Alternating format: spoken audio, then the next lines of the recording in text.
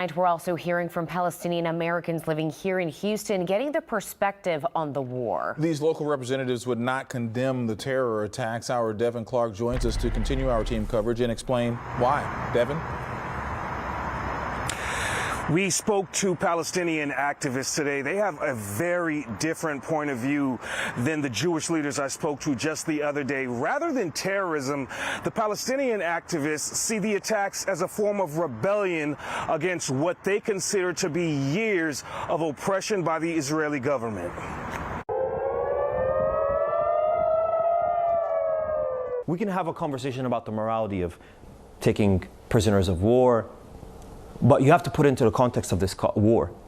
Israel already has prisoners of war. Director of Education and Advocacy for the Palestinian American Cultural Center, Mohammed Haitham, says the current war between Israel and Palestine is a manifestation of deep-rooted tension. Before, the cameras were turned on 2 days ago on what's happening in Israel, Palestinians have been experiencing daily military raids into their refugee camps.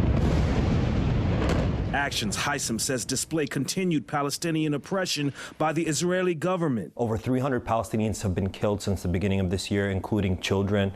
You have Palestinians who are languishing in Israeli prisons, 5,000 of them. 1,000 of them haven't even been charged with a crime. Like Haitham, Fuad Salah with the Palestinian Youth Movement Houston chapter says the current war in Israel is an expression of frustration from what he calls the past 75 years of colonization and more recently over a decade and a half of siege. For the last 16 years, the Gaza Strip has been under a complete land, air, and sea siege by Israel, meaning no materials or food or basic necessities are able to get into the people of Gaza. When asked about support for the Hamas attacks, we support the right of Palestinians to defend themselves from inhumane besiegement, collective punishment, and colonial violence, with all of the means available to them.